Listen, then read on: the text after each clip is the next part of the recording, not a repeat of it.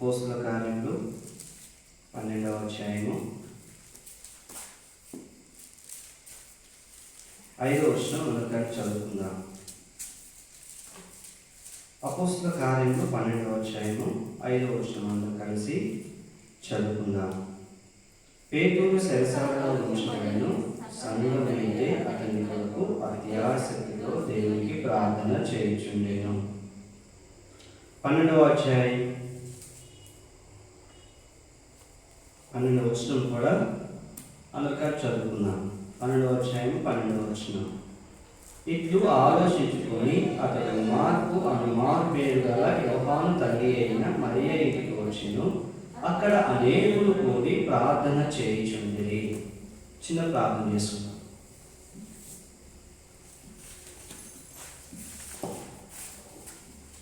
ప్రేమల తండ్రి, జీవుల దేవ, సర్వాధికారి, సర్వశక్తిమంతుడా, మీకు ఎంతో వందనాలు. ప్రార్థన కోరికలో పాటల ద్వారా మేము దేవుడు చదువు లేఖనాలు దీవించి చివరించి నాతో మాట్లాడు. ప్రార్థన కొరకై నన్ను మమ్మల్ని సిద్ధపరచుము. నా దేవ సాయం చేయమని ఈ వచనం మీ దాసుడు యోగ్యత పొంచున్నాను. ప్రతి పాపం కలిగిన వల్ల మాత్రమే వాడుకోమని మరొకసారి చేరి వచ్చిన ఇప్పుడు బట్టి స్తోత్రాలు రావచ్చు నడిపించి నా దేవ సాయం చేయండి. యేసు క్రీస్తు ప్రభావితమైన నామంలో స్తుతించి ప్రార్థించి వేడుకొంచుంటున్నాను మా తండ్రి. ఆమేన్.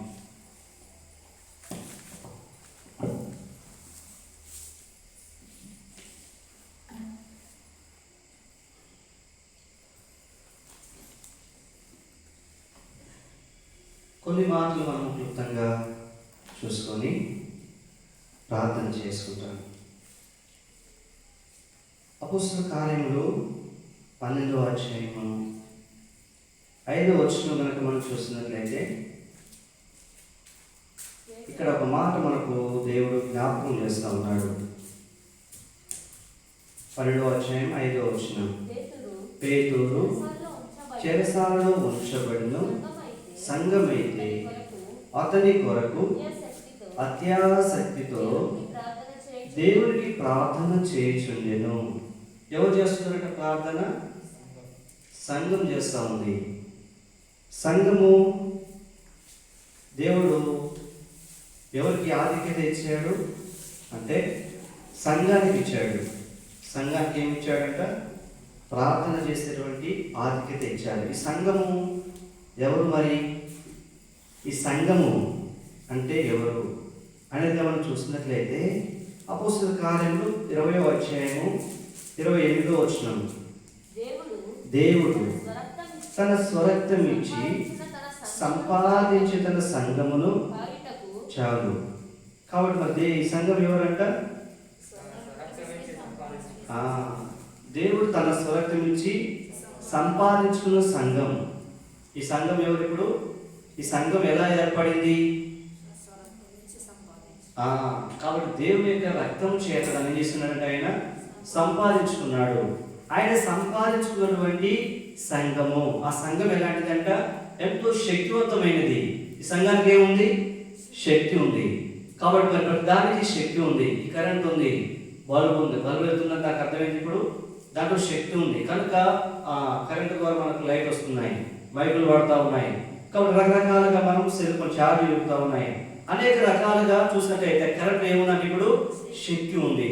కాబట్టి మరి శక్తి సంఘానికి కూడా ఏముందంటే ఇప్పుడు శక్తి ఉంది.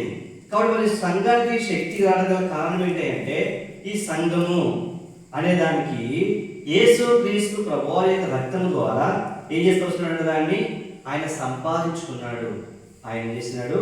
దాన్ని సంపాదించాడు. కనుక మరి ఆయన రక్తం ఎలాంటిది? ఇప్పుడు ఆయన రక్తం ఎలాంటిది? ఆయన రక్తంలో ఏముంది? ఎంతో శక్తి ఉంది. కనుక ఆయన రక్తం చేత విమోచించబడినటువంటి ప్రజలు. కాబట్టి ప్రజలనే ఏమన్నాడు? ఆయన సంఘముగా సమకూరుస్తూ వచ్చాడు. ఆయన రక్తంతో శుద్ధీకరించబడిన వారిని ఈ రక్తంతో ఏం చేస్తూ వస్తున్నాడంటే ఆయన ఏం చేశాడు? చూడండి, మన తెలిసిన మాట.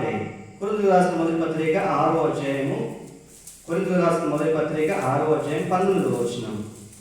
మీ దేహము దేవుని వలన మీకు అనుగ్రహింపబడి మీరున్న పరిశుద్ధాత్మకు ఆలయమే ఉన్నదని మీరు మీ సొత్తు కారు విలువ పెట్టి కొనబడిన వారు కనుక ఎలా వస్తున్నారు మీరు ఇప్పుడు? విలువ పెట్టి కొనబడిన వారు. ఈ సంఘం ఎలా ఏర్పడింది అనే దానికి రుజువు కనుక చూస్తే మనము ఈ సంఘం ఆయన రక్తం చేత సంపాదించుకుంటా వచ్చినాడు. అంతేకాదు రక్తం చేత ఏం చేసినాడంటే దాన్ని కొన్నాడు. మొట్టమొదటి చూస్తే ఈ సంఘం ఎలా వచ్చింది, సంఘం ఎలా ఏర్పడింది, ఈ సంఘానికి ఎందుకు అంత శక్తి, కాబట్టి మరి ఆ శక్తి ఉందంటే మొట్టమొదటిగా చూస్తే ఈ సంఘము యేసు క్రీస్తు ప్రభువు రక్తం ద్వారా సంపాదించబడింది. రెండవదిగా చూస్తే ఆయన రక్తం ద్వారా ఏం చేయబడిందని ఇప్పుడు అది కొనబడుతూ వచ్చింది. మూడవదిగా చూడండి, ఈ రక్తం ద్వారా ఏం చేయబడిందంటే సంఘము ఎపిసి రాసిన పత్రిక 1వ అధ్యాయము 7వ వచనం. ఎపిసి రాసిన మొదటి పత్రిక 7వ అధ్యాయం 1వ అధ్యాయం 7వ వచనం.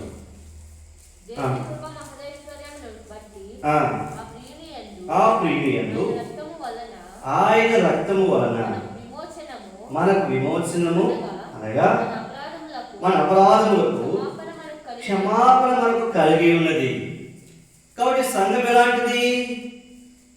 ఆయన రక్తము చేత సంపాదించబడినది. ఈ సంఘం ఎలాంటిదంట? ఆయన రక్తం చేత కొనబడినది. ఈ సంఘము ఎలాంటిదంటే ఇప్పుడు ఆయన రక్తము చేత ఏం చేయబడింది? ఇప్పుడు విమోచించబడినది. ఈ సంఘం ఏం చేయబడింది? ఇప్పుడు విమోచించబడినది. అంతేకాదు ఆయన రక్తం ద్వారా ఏం కలిగిందంట? ఏం కలుగుతా వచ్చింది? క్షమాపణ కలుగుతూ వచ్చింది. అందుకొరకే అపోస్తలుడైన పేతురు కూడా మాట మనకు జ్ఞాపకం చేస్తూ ఉంటాడు. 1వ అధ్యాయము పేతురు రాసిన మొదటి పత్రిక 1వ అధ్యాయము 18వ వచనం లేకపోతే 18వ వచనం.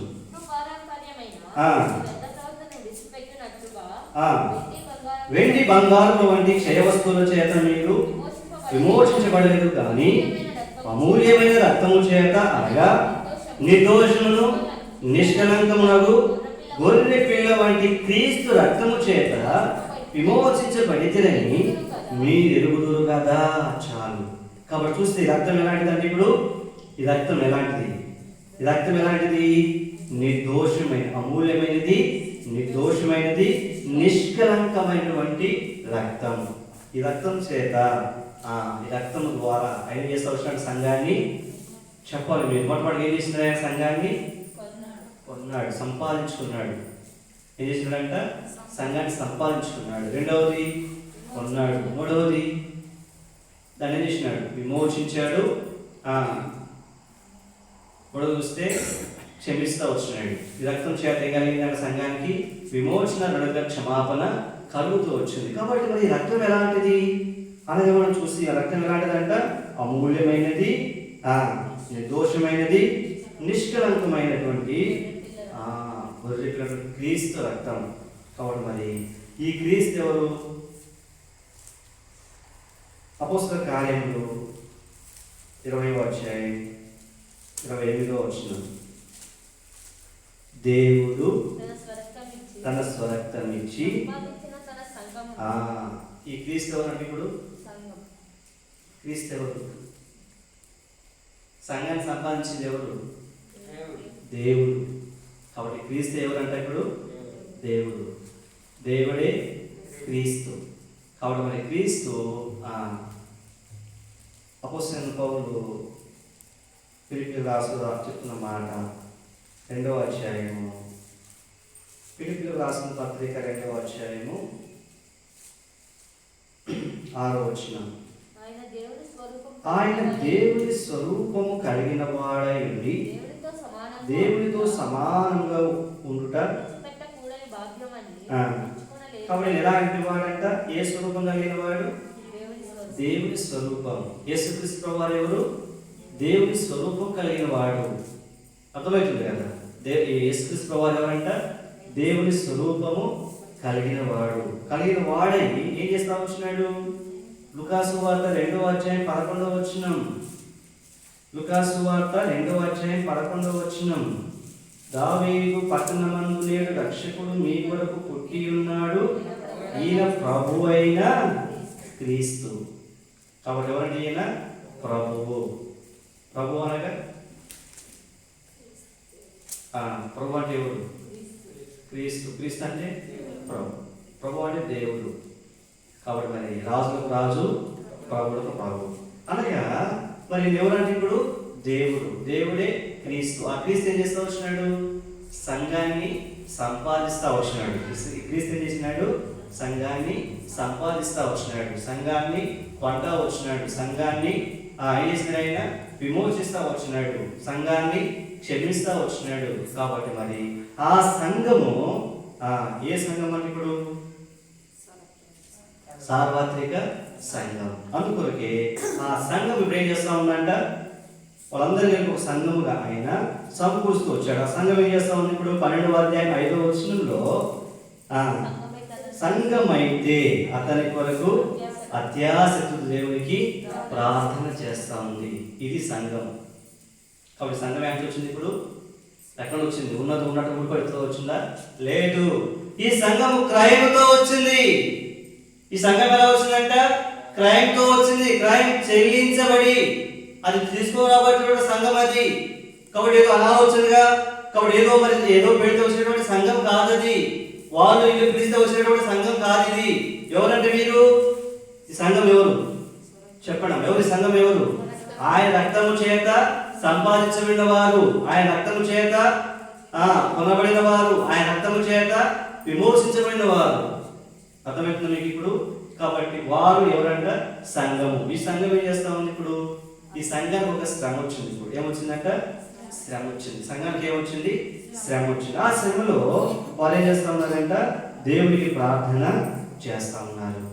కాబట్టి మరి దేవునికి ప్రార్థన చేసినప్పుడు ఆ ప్రార్థన ఫలితము ఏమైపోయిందంట?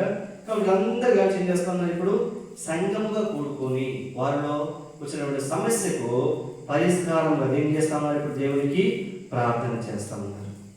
అందరూ కూడా చేస్తా ఉన్నారంట ప్రార్థన. అదే కాదు 12 వచ్చినప్పుడు ఆ మాట రాయబడింది.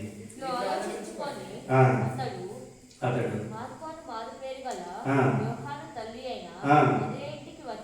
ఇంటికి వచ్చాను, అక్కడ అనేకులు కూడి ప్రార్థన చేయుచున్నారంట. ఏం చేస్తా ఉన్నారు?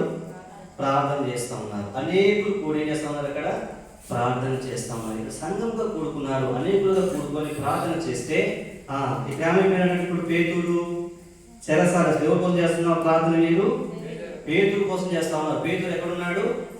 చెరసాలలో ఉన్నాడు.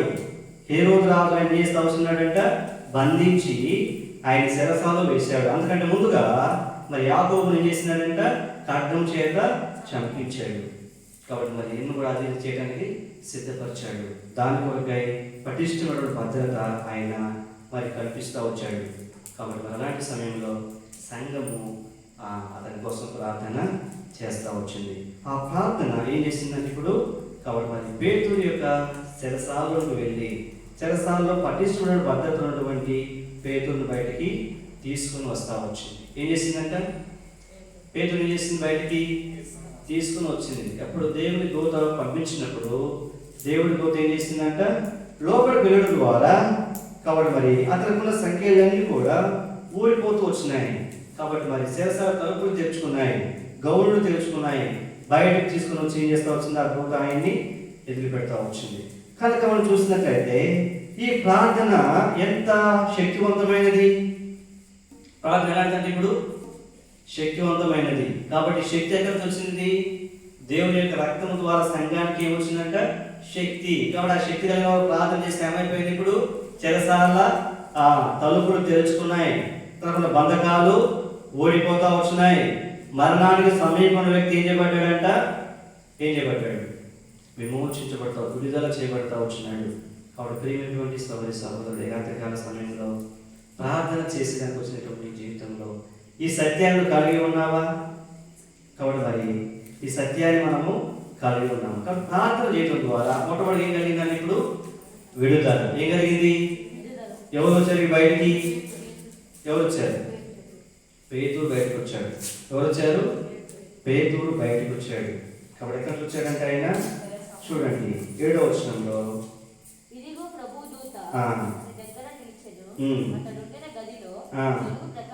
వెలుగు ప్రకాశించెను.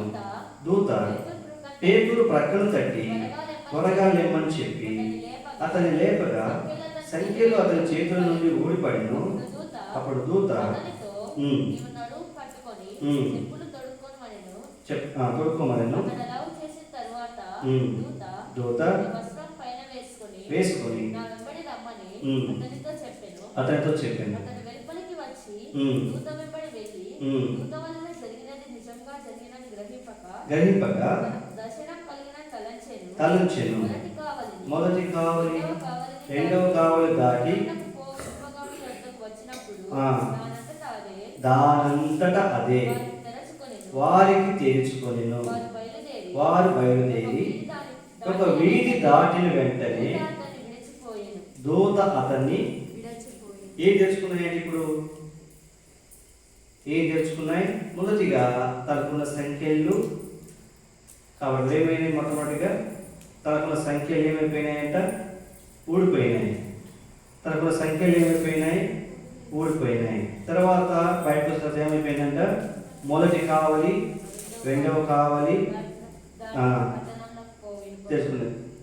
అంతేకాదు బయటకు వచ్చినాక ఏమైపోయింది? ఇప్పుడు గమనియకు వచ్చినప్పుడు దానంతటా అదే వారికి తెరుచుకున్నది. వారు ఎక్కడైనా కష్టపడ్డారా? పేతురు ఏమైనా చేశాడా? తీయలేదు. పోతాం ఏమైపోయినాయి? ఇప్పుడు మొట్టమొదటి ఏమైపోయినాయి? సంఖ్యలు పోయినాయి. తర్వాత చేస్తారు తలుపులు తెరుచుకున్నాయి. మొదటి కావాలి రెండో కావాలి దాటారు. తర్వాత దేవుని కోసం ఏమైందంటే దాని తలుపులు కూడా దానికి అవే తెరుచుకుంటూ వచ్చినాయి. ప్రేమటువంటి వారు లేదా? కాబట్టి మరి దీనికి గల కారణం ఏంటి అంటే పరిశుద్ధుల యొక్క ప్రార్థన. పరిశుద్ధుల యొక్క ప్రార్థన. ప్రార్థనకి మరి ప్రార్థన ఎదుట ఏది కూడా నిలవనేరదు. అందుకొరికి మత్తయి సువార్త కూర్చున్నాడు. చూడండి, మత్తయి సువార్త 16వ అధ్యాయము మత్తయి సువార్త 16వ అధ్యాయంలో ఆయన ఒక మాట చెప్పాడు. సంఘము ఎదుట పాతాళ లోక ద్వారములు నిలవనేరు. 16:18 మాట రాయబడింది. మరియు పేతురు ఈ బండ మీద నా సంఘము కట్టుదును, పాతాళ లోక ద్వారము దాని ఎదుట నిలవనేరు అని నేను మీతో చెప్పుచున్నాను. కాబట్టి దాని ఎదుట ఏం నిలవంటే ఇప్పుడు పాతాళ లోక ద్వారము దాని ఎదుట నిలవనేరు. కాబట్టి మరి నిలిచినాయా? కాబట్టి కావడం ఏమైపోయినాయంట? తెరుచుకున్నాయి. అంతకాలం ఏమైపోయినాయి? ఊడిపోయినాయి. తర్వాత గవిని కూడా తెరుచుకుంటా వచ్చింది. కాబట్టి మరి దానికి కూడా కారణం ఏంటంటే ఇప్పుడు సంఘము ఎదుట. తన కోసం ఎవరు చేస్తున్నారు ప్రార్థన? సంఘం. ఎవరు చేస్తున్నారు ప్రార్థన? సంఘం అంటే ఎవరు? సంఘం అంటే ఎవరు?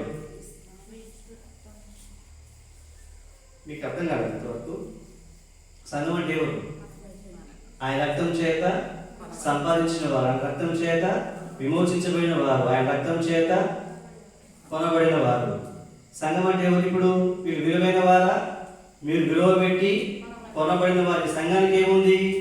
శక్తి ఉంది. సంఘానికి ఏముందంటే ఇప్పుడు శక్తి ఉంది. ఈ శక్తిని బట్టి ఏమవుతుందంట?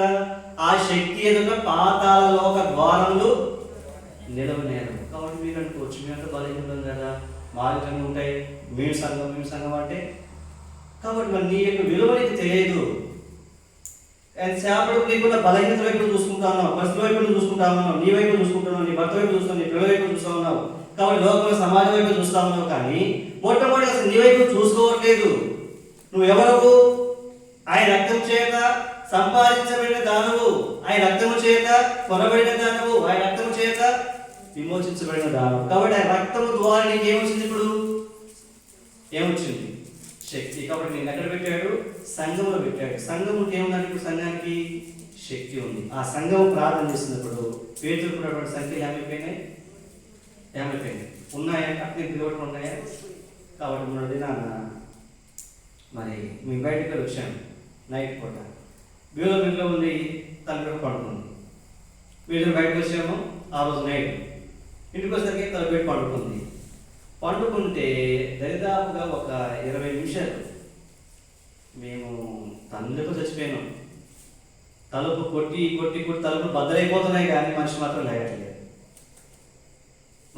ఏమాత్రమో లేగట్లేదు. అక్కడ ఉంది దాని తిరుగుడు ఉంటే అయ్యేది లేపండి. అవి తిరుగుడులే కాదు, అవి బోర్డు పెట్టి. కాబట్టి సామాన్యమైన తలుపులు తీయడానికే మీకు అది కోసం పడ్డాను. ఆ తలుపులు వచ్చినాయా? ఒక్క బోర్డు కూడా పడలేదు. మీకు కొట్టి చివరికి ఏం చేశాను లేక తట్టుకోలేక ఆ మోటార్ తీసుకొచ్చి పైపు అలా పెట్టుకుంటాడు. మోటార్ తీసుకొచ్చి ఏం చేసాడు? ఇక ఆ తలుపున రంధ్రంలో పెట్టి మోటార్తో నీళ్లు కొడితే ఆ నీళ్ళు మొఖం పెట్టి అప్పులు వేసింది. కాబట్టి మరి మనలో ఏం లేదంట, మనకు ఒక శక్తి కూడా లేదు. పడుకున్న మనిషి కూడా మనము లేపలేము. లేపుతామమ్మా. కాబట్టి మరి పండుకున్న మనిషినే లేపలేము. కాబట్టి మరి ఇంకొక మాట కూడా ఉందన్నమాట. కాబట్టి నిద్రపోతున్నామని లేపవచ్చు, కానీ నిద్రపోతూ నటించే వారిని లేపలేమంట. నిద్రపోయిన మనం లేపలేము, నటించడం ఏం లేపుతామా? కాబట్టి ఈనాడు అనేక మంది ఎలా ఉన్నారు? నటిస్తూ ఉన్నారు, నటన జీవితంలో ఉన్నారు. కాబట్టి నిద్రపోయే వారి కన్నా నటించే వారితో భయంకరం, వారి ద్వారా మనకి ఎంతో శ్రమ. కాబట్టి అలాంటి బంధకాలు ఉండిపోవాలంటే ఏం చేయాలా? అయ్యా అంటే అమ్మ అంటే పోతాయా? కాబట్టి పోవు. కాబట్టి మరి ఏం చేయాలి? ఇప్పుడు ప్రార్థన చేయాలి. కాబట్టి అపరాధన చేసిందంట. కాబట్టి వాడుకున్నటువంటి బంధకాలన్నీ కూడా ఊడిపోయిన బయటికి వస్తూ వస్తున్నాడు. కాబట్టి ఆ తర్వాత ఆయన వెళ్ళేస్తారు. ఇప్పుడు అందరూ ఏం చేస్తున్నారు? ఇప్పుడు అనేక తన కోసము ప్రార్థన చేస్తారు. వారి ప్రార్థన ఫలించిందా ఫలించలేదా? వారి ప్రార్థన సమాధానం వచ్చిందా రాలేదా? కాబట్టి వారి కళ్ళు తెరవక ముందే వారికి సమాధానం దేవుడు ఇస్తూ వచ్చాడు. ప్రేమైన సహోదరి సహోదరుడా, ఈ రాత్రికాల సమయంలో ఎలాంటి బంధకాలలో ఉన్నావు? నీకుడు బంధకాలు, నీ కుటుంబంలో బంధకాలు, నీ కుటుంబంలో బంధకాలు. కాబట్టి అవన్నీ కూడా బిగుచుకొని పోతా వస్తున్నాయేమో. కాబట్టి తెరవడానికి ఎంతో ప్రయత్నం చేస్తా ఉన్నావు, కానీ ఒక్క బోటు కూడా పడుతుంది అందులో నుంచి. పడుతుందా? ఏమాత్రం కూడా పోవట్లేదు. ఇది జట్టికిలమే పోయినాయి. కొన్నిసార్లు బోట్ ఏం చేస్తాయి? ఇంకా సిలువు బట్టి ఏం పెట్టి తిరగవు. వాటి ఏం చేయాలి? ఇప్పుడు ఇక కొయ్యాలి. ఏం చేయాలా? కొయ్యాలి. కాబట్టి మరి అలాంటి పరిస్థితులు జటిలమై మనం ఏమి కూడా చేయలేమనుకుంటాం. కానీ మరి ఆ సమయంలో ఏం చేయాలంటే దేవునికి ప్రార్థన ద్వారా ఏం దొరుకుతాయి? ఇప్పుడు సంఘం యొక్క పాతాళ ద్వారములు నిలవనేరు. రాత్రికాల వేళలో మొట్టమొదటి వారు చేసినటువంటి ప్రార్థన పటిష్టమైన భద్రత కల్పించాడు ఆయన. పటిష్టమైనటువంటి భద్రత, సైన్యం ఉంది. కాబట్టి మరి గొలుసులతో బంధించారు. ఇంకా అంతా ఎందుకో మరి ప్రాణం చేస్తూ వచ్చినాడు. అయినప్పటికీ వాటన్నిటిలో దేవుడు చేసినట్టు వారిని విడిపిస్తూ వచ్చినాడు. ఎలా విడిపించబడ్డాడు ఆయన? సంఘం యొక్క ప్రార్థన. ఇది మొదటి. రెండోగా చూడండి, ప్రార్థన ద్వారా జరిగినటువంటి మొట్టమొదటి కార్యము విడుదల. రెండోదిగా మనం చూసినట్లయితే యాకోబు పత్రిక 5వ అధ్యాయం 16వ వచనం. యాకోబు పత్రిక 5వ అధ్యాయం 16వ వచనం. మీ పాపములను ఒకరితో ఒకడు ఒప్పుకోండి, మీరు స్వస్థత పొందినట్లు ఒకరి కొరకు ఒకడు నీతిమంతుల విజ్ఞాపన మనపూర్వకమైనదై బహు బలము గలదై ఉండును. ప్రార్థన చేసే రెండో కార్యం ఎలాంటిదంట? మొట్టమొదటి కార్యం ఏంటిది? విడుదల. బంధకాల వారు ఏం చేయబడ్డారంట? విడుదల చేయబడ్డారు. రెండోదిగా చూసినట్లయితే ప్రార్థన చేస్తూ ఉందంట, స్వస్థత పరుస్తూ ఉంది. రెండోది చూసినట్లయితే ప్రార్థన చేస్తూ ఉంది, స్వస్థతను తీసుకుని వస్తాము. కాబట్టి స్వస్థత తీసుకుని రావాలంటే మొట్టమొదటి ఏం చేయాలి? మీ పాపములను ఒకరితో ఒకడు ఒప్పుకోవాలి. కాబట్టి మరి నా రొమ్ములో పాపం ప్రార్థన చేసిన దేవుడు దాని మొర ఆలకించకపోవడం. కాబట్టి నా ఎదురుడికి తిరిగి వచ్చింది. అది ప్రార్థన చేస్తుందంట, మనలో పాపం ఉన్నంత కాలము దేవుడు ఏమాత్రం మన మొర ఆలకించాడు. అందుకని గుడ్డివాడు కూడా చక్కని మాట అంటాడు. యోహాను సువార్త 19వ అధ్యాయంలో మరి గుడ్డివాడు ఒక మాట అంటాడు. చూడండి, 9వ అధ్యాయం 31వ వచనం ఎంత ఉంటుంది? దేవుడు కాబట్టి దేవుడు ఎవరు మారిందట? పాపుల మనవి ఆలకింపడని ఎరుగుదు. ఎవడైనా దేవభక్తుడై ఉండి ఆయన చిత్తము చొప్పున జరిగించినలా ఆయన వాని మనవి ఆలకించు. ఎవరి మనం ఆలకిస్తాడు? ఆయన పాపంలో పెట్టుకొని నువ్వు ప్రార్థిస్తే దేవుడు వింటాడా? నీ మనసులో పెట్టుకొని. కాబట్టి నీ మనసులో ఒకటి పెట్టుకొని పైకి ఒక రూపం క్షమిస్తాను వింటాడా? కాబట్టి మరి ఒప్పుకో తింటాడా? లేదు. ఏం చేయాలంటే ఇప్పుడు ఒకరితో ఒకరు ఒప్పుకోవాలంట. మీకు విరోధంగా ఉంటే ఏం చేయాలా? ఒప్పుకోవాలి. మరి ఒప్పుకోకుండా ప్రార్థన చేస్తే దేవుడు వింటాడా? లేదు. అందుకొరకు అన్నాడు. రెండోదిగా చూసినట్లయితే ప్రార్థన చేస్తుందంట, స్వస్థతను తీసుకుని వస్తా ఉంది. కాబట్టి ఎవరు చేశారు ప్రార్థన? చూడండి, ఆదికాండం ఒక మాట మనం చూసినట్లయితే ఆదికాండం 20వ అధ్యాయం. ఆదికాండం 20వ అధ్యాయము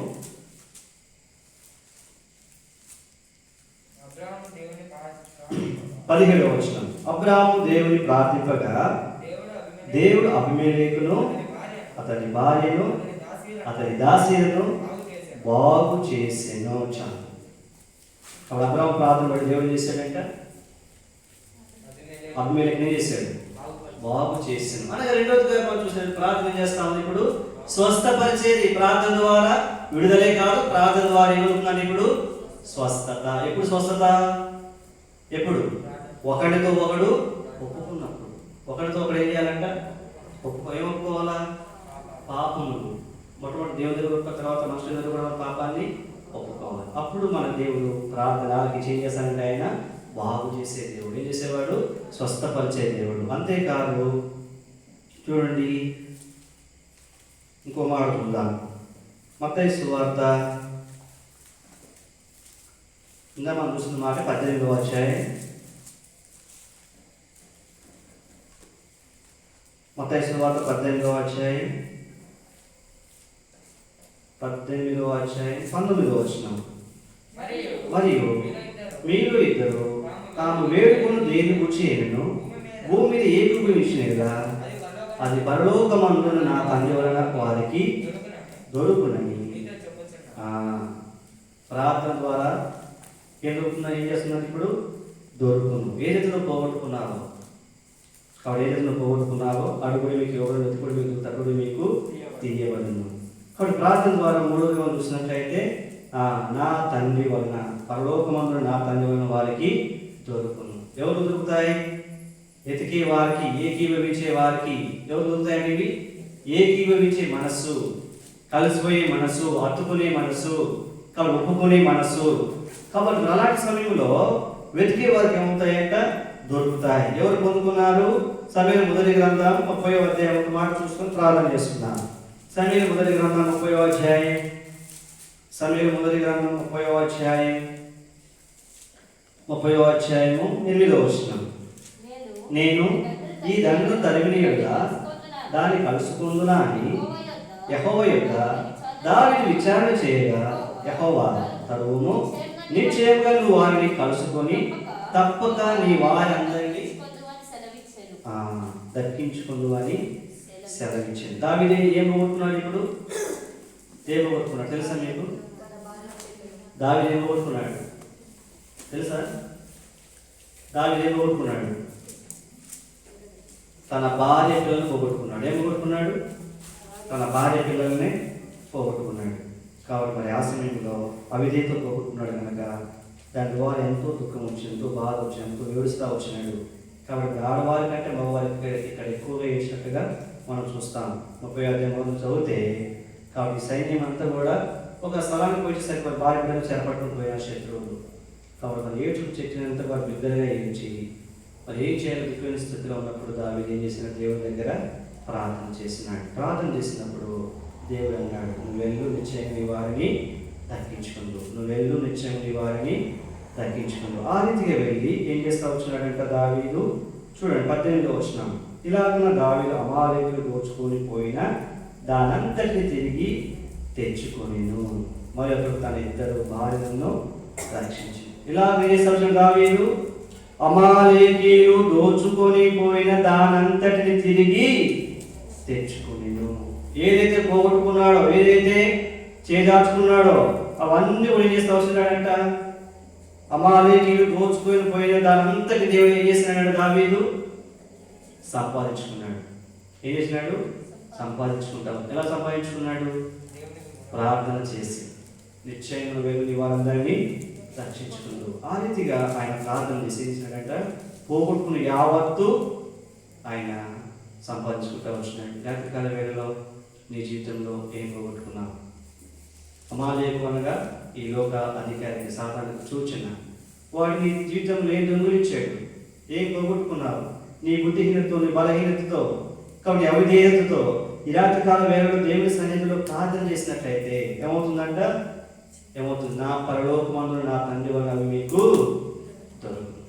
ఎవరు పొందుతున్నారు? ఇప్పుడు దావీదు మహారాజు సంపాదించుకుని సమస్తం ఏం చేసినట్టు ఆయన సంపాదించుకుంటూ వచ్చినాడు. కాబట్టి ప్రార్థన వలన కాబట్టి మరి ఏం చేస్తా వచ్చి ప్రార్థన ద్వారా ఏం చేస్తా వచ్చినట్టు వారు సంపాదించుకుంటూ వచ్చినారు. ప్రార్థన ఏదైతే వచ్చినాయి మొట్టమొదటిగా ఈ ప్రార్థన ఏం చేసింది? ప్రార్థన ద్వారా విడుదల, ప్రార్థన ద్వారా స్వస్థత, ప్రార్థన ద్వారా సంపాదించుకున్నారు. ప్రార్థన ద్వారా ఏం సంపాదించుకున్నారు? పోగొట్టుకున్న యావత్తు సంపాదించుకున్నారు. ఎవరు వీరు? సంఘం. కాబట్టి ప్రార్థన చేసినప్పుడు, కాబట్టి వారు సంపాదించుకున్నప్పుడు అందుకొరకు అంటా వచ్చినాడు, నా స్వరక్తం నుంచి కొనబడిన నా సంఘం. కాబట్టి దేవుడు ఆ సంఘానికి ఎంతో శక్తిని ఇస్తూ వచ్చాడు. రాత్రికాల వేళలో ఆ రీతిగా ప్రార్థన చేసినట్లయితే నువ్వేం పోగొట్టుకుంటా వచ్చినావు, ఏం భయపడాల్సిన అవసరము లేదు. బంధించబడిన వాడు విడుదల పొందినాడు, అనారోగ్యంతో ఉన్నవారు స్వస్థపరచబడ్డారు, పోగొట్టుకున్న వారు ఏం చేసినారంట? సమస్తాన్ని తిరిగి సంపాదించుకున్నారు. కాబట్టి రాత్రికాల సమయంలో నువ్వేం పోగొట్టుకున్నావు? నువ్వెక్కడ బంధించబడ్డావు? ఏ సమస్యతో, ఏ రోగంతో ఉన్నావు? కాబట్టి మరి ఆయన అన్నమాట ప్రార్థన చేసినట్టు ఏమవుతుందంట? సంఘం పాతాళ ద్వారములు నెరవేరు. ఆ రీతిగా దేవుడు మన పట్ల కూడా తన కార్యం జరిగించినట్లు ప్రార్థనలో ఆయన వైపు చూస్తాం. అందరం మొత్తాన్ని తీసుకొస్తాం.